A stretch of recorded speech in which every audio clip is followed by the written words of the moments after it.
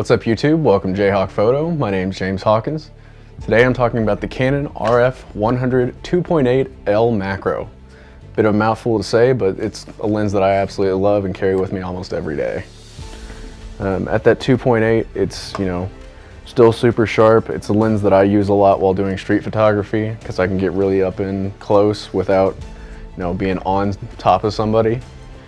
But where this lens really shines is with its macro ability. While not being a true macro lens, it does go to 1.4 times lifetime on that sensor. So you can really get up close to your subject. It's got a focal length of 10.2 inches, or right at 26 centimeters. So you're right up on there. Just so you know, that focal distance that it's talking about is from the sensor, and that's what the little mark is on top of your camera.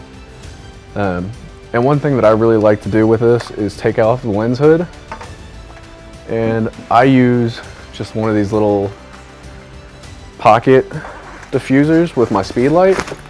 Just unfolds real quick. I throw it on top of the lens, just like that. Super easy.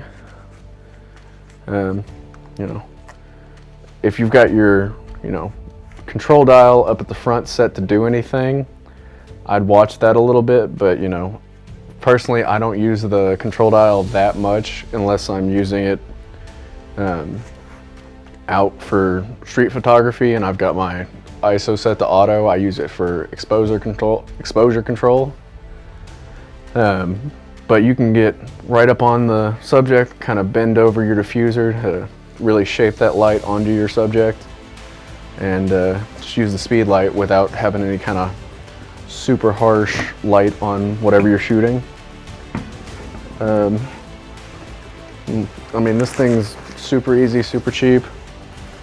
Just throw it in this little bag. If you've got a carabiner, you can just clip it onto your bag, or throw it on a strap, whatever. I got this one off Amazon. I think it was like 10-15 bucks. A little angler diffuser. I'll throw a link down in the description for it if you want to pick one up. This lens is actually probably one of my favorites. It was my first L series lens. If you want to get one now, it's $9.99. I think they're on sale. The MSRP is still listed at $13.99. But it's not a super expensive lens, especially for Canon L series glass. That's relatively inexpensive for L series glass. And for the versatility of this lens, it's definitely one that I would recommend picking up. One of the cool things, if you're looking to do portrait photography with it, is it's got this spherical aberration control, which allows you to kind of shape the bokeh, or bokeh, however you want to say it, in the background. It changes how the aperture blades inside kind of line up. It's got 9 aperture blades for those people who really care about that. Personally, it doesn't really matter to me, especially with this, because you can really kind of fine tune how you want that shape in the background. Especially if you want to, change your aperture and kind of play around with how that closing down shapes the background. For those of you who know all about that, you can really kind of play with your settings and really fine-tune that shape, especially with this. Some people say it kind of softens the background a little bit, or softens the overall picture. I don't really see it a lot in the stuff that I've done. I've only played around with it a few times though. Personally, I think it gives it more of like a dreamy look overall, almost like a mist filter kind of deal. But I don't think it hurts the overall image quality. I really love this lens for a variety of reasons. It's something that I keep in my backpack every day. When it's all folded down, it's not huge. Comes out at 5.83 inches by 3.21 inches. And for those of you on metric, that's 148 millimeters by 81.5 millimeters. So not that big, and weight-wise, 1.6 pounds or 730 grams. It's not super heavy. You will fill this out on the end of your camera. So like, I hold it quite often, but you don't have to. It's not gonna, I don't think it's gonna be stressing the mount a lot. It's not something that I'm afraid, you know, one-handed take a low shot or something like that without actually holding the lens. It has a nice metal mount here with the gasket sealing for the weather resistance. Along with that, on the rear and front element, it has fluorine coating, so you don't have to really worry about dust or, you know, water droplets getting on it. They come off super easy. And fingerprints, if you happen to get something on there, wipe off without any issue. You know, it's awesome and super user-friendly as well. You've got your different focal ranges on this. That 0.26 meters to 5 meters for doing the macro photos, you know, getting really up close on something.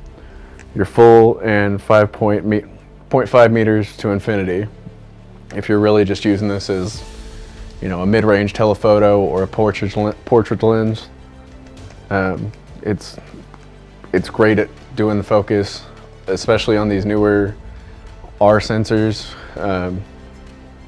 It has no issue picking up my subject or figuring out what I'm trying to hit with the drag and drop photo or drag and drop focus on the EOS R that I use. Another thing that's great about this lens is the stabilization. It's got 5 stops on the EOS R.